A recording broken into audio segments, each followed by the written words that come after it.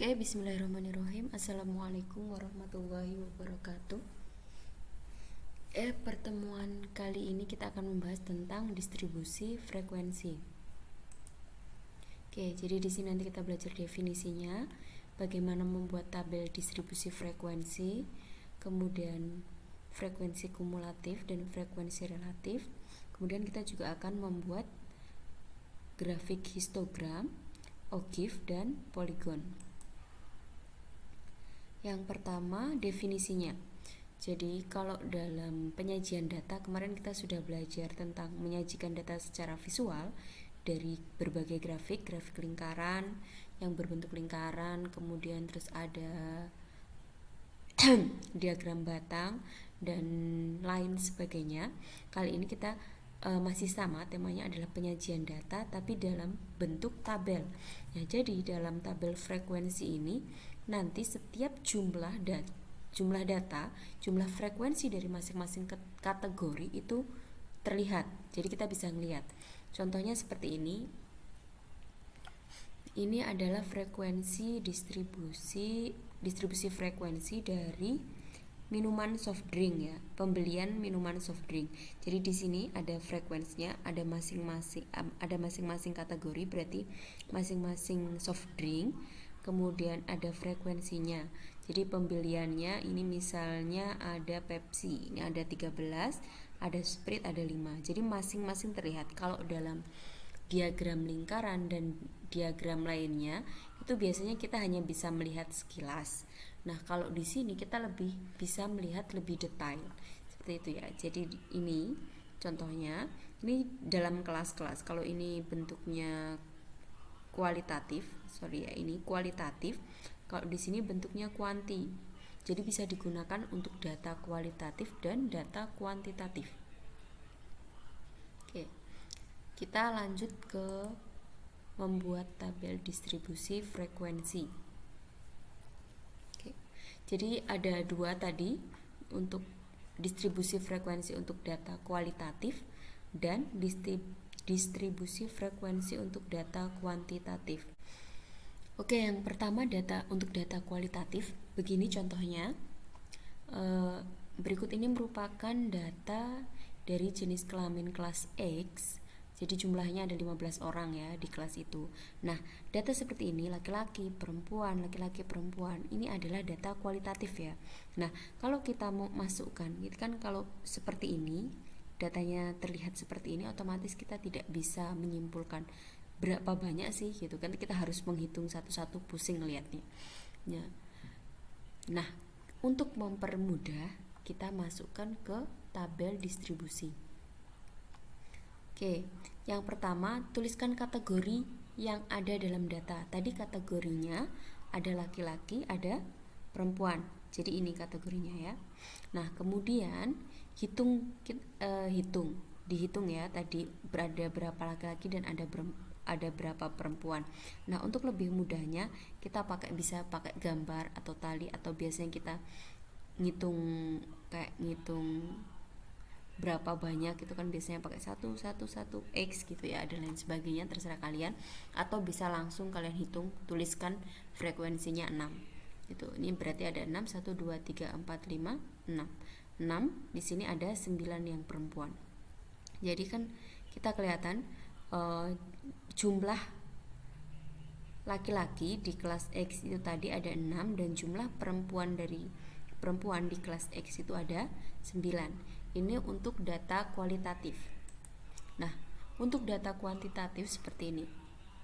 Ini contohnya data jumlah audit akhir tahun dari 20 perusahaan. Berarti totalnya ada 20 perusahaan ya, ada 20 data. Jumlahnya ada 20 data.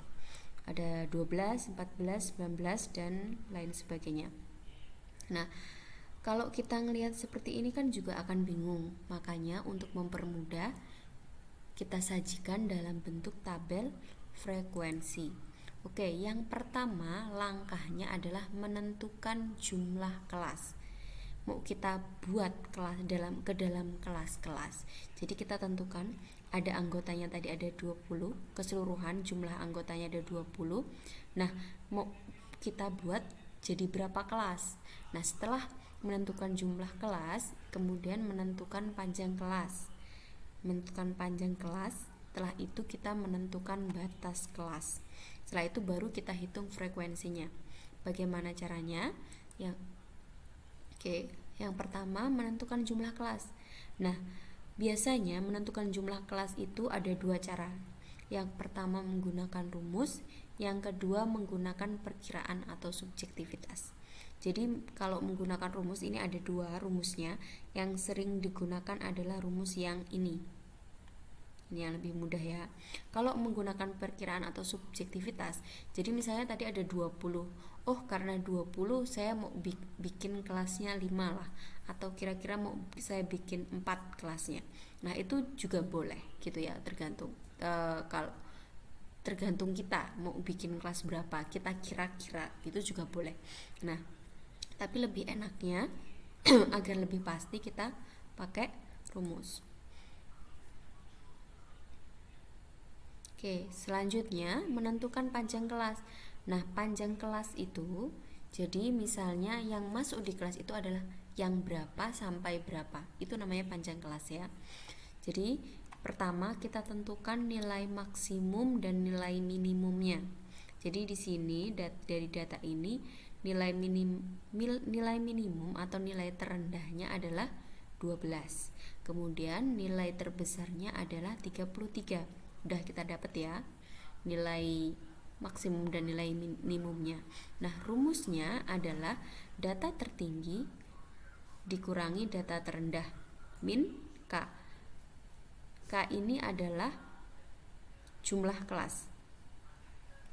Tadi kita sudah menentukan jumlah kelasnya ya. Kelasnya tadi ada 5. Nah,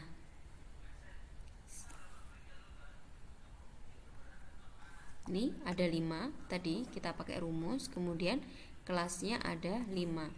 Nah, kemudian kita bagi.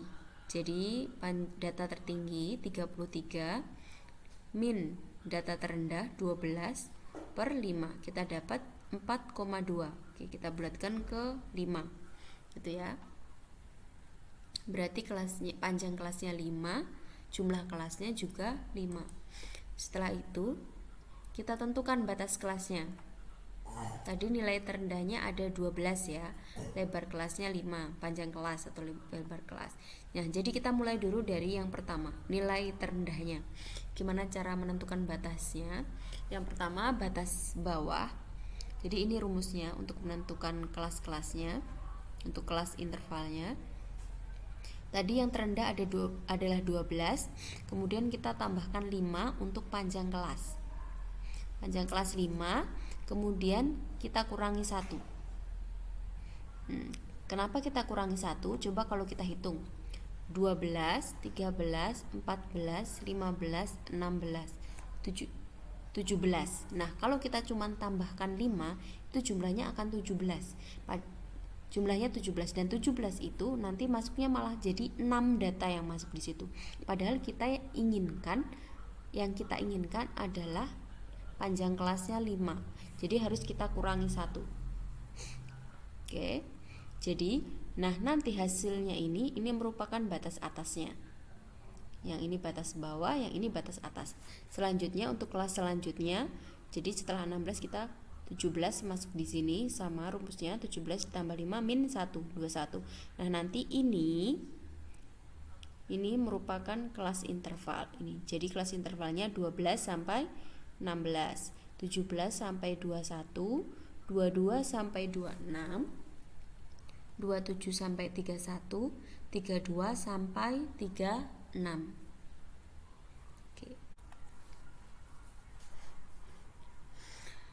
Oke, setelah kita menentukan kelas intervalnya sudah kita dapatkan, kita hitung datanya tadi ke dalam tabel frekuensi. Jadi tadi yang berada di kelas 12 sampai 16 itu ada 4 ya, sorry ini kurang 1. Kemudian yang di kelas 17 sampai 21 itu ada 7. kemudian yang di kelas 22 sampai 26 itu ada 5, dan seterusnya. Total semua ini harus 20 ya, 20 totalnya. Kira-kira sudah ada 20. Oke, 10, 73. Oke. Ada 20. Nah, ini adalah cara membuat data distribusi, membuat tabel distribusi frekuensi. Sampai di sini ya. Oke, selanjutnya kita lanjut ke frekuensi kumulatif dan frekuensi relatif. Apa itu? Jadi beberapa istilah yang harus kita ketahui sebelum kita masuk ke frekuensi kumulatif dan relatif. Yang pertama, batas kelas bawah. Jadi batas kelas bawah itu adalah nilai terendah yang membatasi kelas 1 dan kelas lainnya. Kalau batas kelas atas adalah nilai tertinggi yang membatasi kelas 1 dan kelas lainnya. Itu. Kemudian untuk ada juga nilai tengah atau midpoint. Nilai atau angka yang terdapat di tengah-tengah interval kelas. Itu. Kemudian ada frekuensi relatif. Frekuensi relatif ini adalah tabel frekuensi tapi bentuknya persen, dalam bentuk persen. Kalau frekuensi kumulatif ini itu adalah jumlah frekuensi dari kelas tertentu, kemudian ditambahkan kelas sebelumnya. Jadi nanti di frekuensi kumulatif ini hasil akhir itu sama dengan jumlah sampel.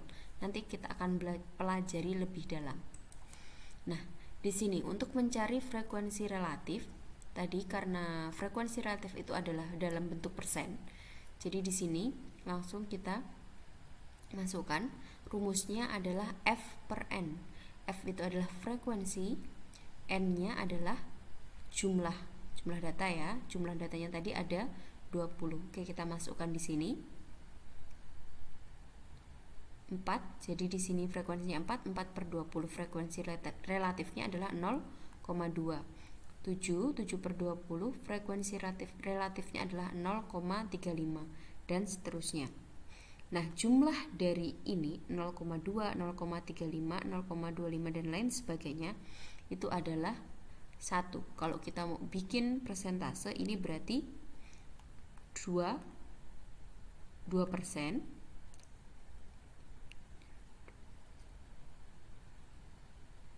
Yang ini berarti 30, ini berarti 20%. Ini adalah 35%, yang ini 25%, yang ini 15%, yang ini 5%. Mungkin 20 ya. Oke, selanjutnya kita ke frekuensi kumulatif. Nah, di frekuensi kumulatif ini ada 2. Frekuensi kumulatif lebih dari, kemudian ada frekuensi kumulatif kurang dari. Gimana caranya? Nah, caranya tadi ya, dari pengertian tadi kan, kita di sini frekuensinya ada 4. Nah, untuk mencari frekuensi kumulatif kita tambahkan frekuensi sebelumnya, karena di sini sebelumnya tidak ada, maka tetap 4. Nah, di sini kita tambahkan 4, jadi ditambah ini, jadinya 11. Frekuensi kumulatifnya, frekuensi kumulatif kurang darinya ada 11. Kemudian kita tambahkan 11, kemudian kita tambahkan 5, ada 16. 16 kita tambahkan 3, ada 19. 19 kita tambahkan 1 sama dengan 20. Hasil akhirnya 20. Nah, ini untuk frekuensi kurang dari. Nah, untuk frekuensi lebih dari, kebalikannya. Jadi kita ambil totalnya dulu. Totalnya ada 20, kemudian 20 kita kurangi. 20 kurang 4, 16. 16 kurang 7, 9. 9 kurang 5, 4. 4 kurang 3, 1. Ini.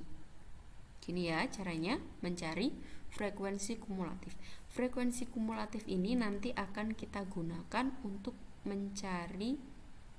membuat grafik OGIF. Ya. Oke, kita lanjutkan untuk membuat grafik histogram, poligon, dan OGIF. Oke, untuk membuat histogram kita pakainya adalah batas nyata. Rumusnya adalah batas bawah dikurangi 0,5. Ini batas bawah, berarti batas bawahnya ada 12, 17, 22, 27, 32. Ini batas bawah ya, batas kelas bawah. Nah, ini dikurangi 0,5. Kemudian kita dapat ini. Ini namanya batas nyata. Apa itu yang dimaksud? Kenapa harus begitu? Jadi misalnya ada angka dia 11,8. Otomatis karena untuk kita bulatkan 11,8 ini akan masuk di 12. Jadi angka sebenarnya yang bisa masuk dalam kelas interval. Nah, itu. Kalau misalnya ada angka 11,2, kalau kita bulatkan otomatis jadi 11 dan itu tidak masuk di kelas interval. Makanya batas nyata dari kelas interval ini adalah 11,5. Seperti itu ya. Oke. Nah, dari batas nyata ini kemudian kita buat histogram batas nyata dan frekuensi ya. Kita pakainya. Oke, yang pertama di sini kita tuliskan batas nyatanya untuk sumbu X-nya. Misalnya di sini 11,5 tadi, kemudian ada 16,5, ada 21,5, ada 26,5, ada 31,5, ada 36,5. Nah, di sini kita lihat frekuensinya. 11, di kelas interval ini tadi, batas nyata ini 11,5 tadi ada 4. Kemudian di 16,5 ada 7. Kemudian di 21,5 ada 5. Kemudian di 26,5 ada 5. Kemudian di 31,5 ada 1. Jadi begini ya. Nah, bedanya kalau misalnya di diagram batang itu biasanya batangnya terpisah, tapi kalau dalam histogram ini berkumpul ya, pokoknya menyatu. Karena kan kalau misalnya di kelas interval gitu kan berarti kan memang satu dengan yang lainnya itu kan satu ya. Jadi hanya kita kelaskan untuk mempermudah. Jadi dia masih dalam satu kesatuan. Makanya dia grafiknya, batangnya menyatu. Oke, itu caranya kita bikin grafik histogram. Selanjutnya, bagaimana membuat poligon? Kalau membuat poligon, kalau histogram tadi kita pakai batas nyata, kalau di poligon kita pakainya nilai tengah. Gimana cara mencari nilai tengah? Itu tadi batas atas berarti ini dikurangi batas ditambah batas bawah. Oke, ditambah batas bawah dibagi 2. Itu ya. Jadi batas atas ditambah batas bawah dibagi 2. Jadinya adalah ini masing-masing. Jadi kelas intervalnya, nilai tengahnya untuk kelas interval 12 sampai 16 itu ada 14, ada 19, kemudian ada 24, 29, 34. Jadi yang kita pakai adalah nilai tengah dan frekuensi. Oke, kita masukkan di sini. Jadi X-nya, jadi kalau misalnya poligon itu bentuknya titik-titik yang dihubungkan ya. Jadi sumbu X-nya ini adalah jumlah auditnya tadi. Kita pakainya nilai tengah di sini 14, ada 19, ada 24, 29, 34. Nah, kemudian ini frekuensinya. Yang di 14 tadi frekuensinya 4. Nah, di 19 ini tadi frekuensinya 7 dan seterusnya. Kita buat titik-titik kemudian kita gabungkan. Ini karena frekuensi di sini kan 0. Jadi untuk menutup grafik ya. Oke, selanjutnya kita membuat OGIF. Nah, dalam membuat OGIF kita pakainya adalah frekuensi kumulatif. Dari frekuensi kumulatif kurang dari dan frekuensi kumulatif lebih dari. Ya, tadi kita sudah hitung di sebelumnya frekuensi kumulatif kurang darinya 4, 11, 16, 19, 20. Frekuensi lebih darinya 20, 16, 9, 4, 1. Nah, kita masukkan di sini. Oke, di sini tadi untuk frekuensi kurang dari di kelas interval yang tengah tadi kita pakainya untuk tandanya kita pakai nilai tengah ya. Jadi untuk yang kelas pertama itu ada 4. Ada 4. Kemudian untuk kelas kedua ada 11, 16, 19, 20. 11. Oke, 16. 19. Di sini 20. Kita gabungkan ke satu thread. Nah, untuk yang frekuensi kumulatif lebih dari, oke, kita mulai dari di sini 20. Jadi di kelas ini ada 20. Kemudian turun ke di